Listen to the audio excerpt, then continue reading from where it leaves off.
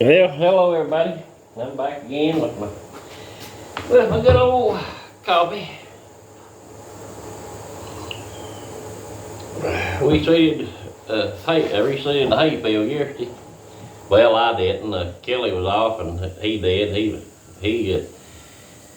there till about dark last night. Before he got done, I hurt my shoulder, or re-hurt it again. Seems like I'll let it get better, and I'll pull, tug, lift on something, and I tear it loose again. I just can't be a good boy at all. But what I wanted to talk about today, yesterday, I didn't get out too much, back and forth, sort of laying on the ice pack on my shoulder, and went from heat to ice.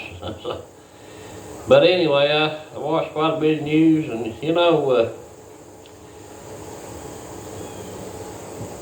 there's something that's really bothering me that on our food. The beef that you get at the store is not 100% USA.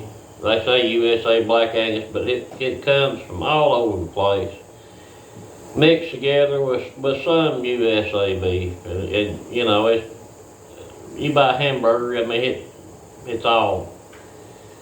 But we need, origin of label on meat, or it plainly states it has to come. If you want 100% grown USA beef, that's what you should be able to buy.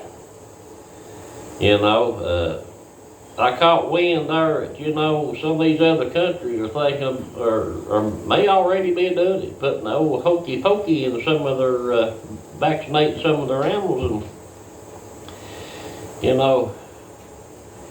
I don't believe in that.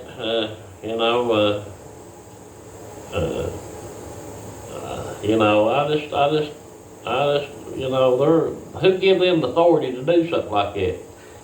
The people sure as shit didn't give them authority. But we need the label of origin, I believe that in my whole heart, because us American farmers and cattlemen here in the United States raise some of the best beef in the world. And some of the safest beef in the world,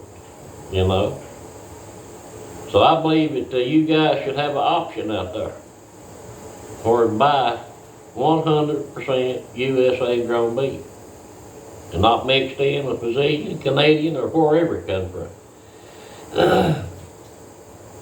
But I do know they're vaccinating the hogs for swine flu. That's being done, so you're getting that. Well, if you get anything, you're getting that through your meat, so be aware of that. If you didn't know it, check it out. I mean, don't take my word for it. You do your own research and check it out. And the other thing that's really bothered me is our so-called Republican conservative. There's a handful of good conservatives up there. Most of them rhinos. You've got Bob Menendez, a crook, all that money they called on him. You got China Joe Biden, him and his son, crook. His whole family's crooked. And they're starting in the impeachment for him, but why ain't they defunding the DOJ?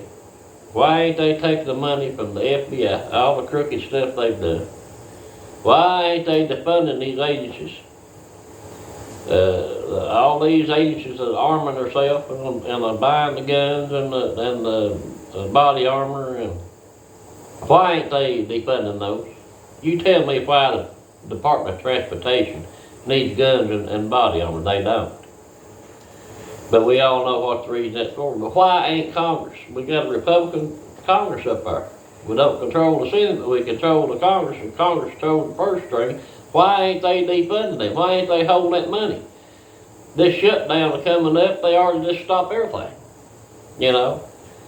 And they always go on, well, it's going to stop people's Social Security. No, there's a law in there that those checks has to come out. That money has to come out, regardless of a government shutdown. So they scare people.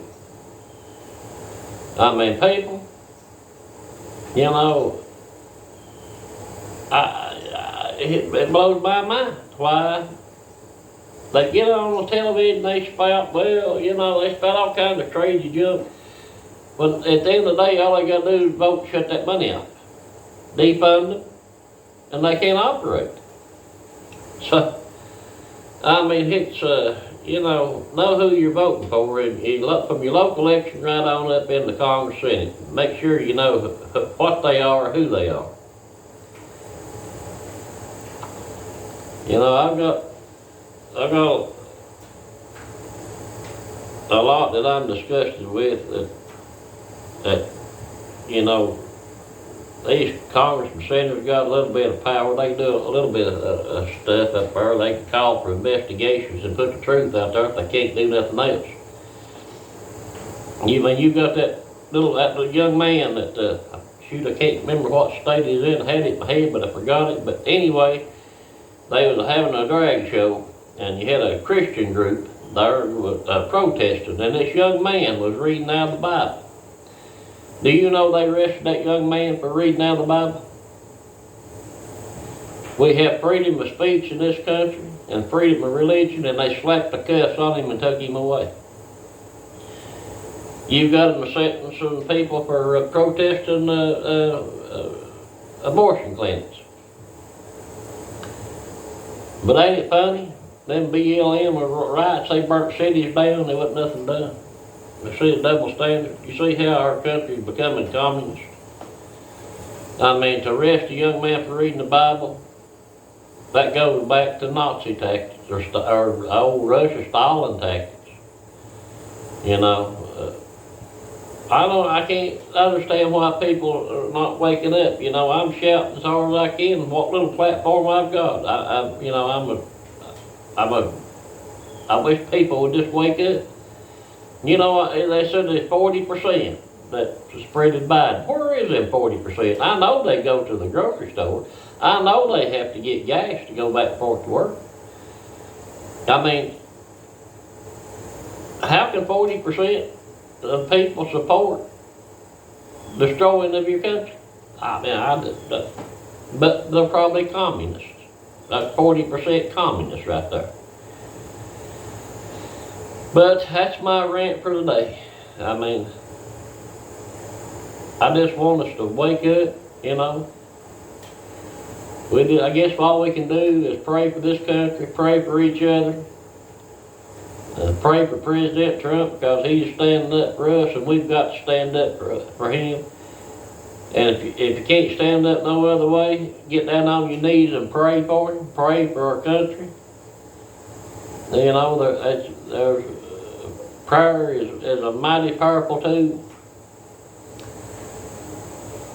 So, and good Lord's will, and I'll see you next time. And remember, this is going to be the most important election of your lifetime, people. Stand up, be accountable.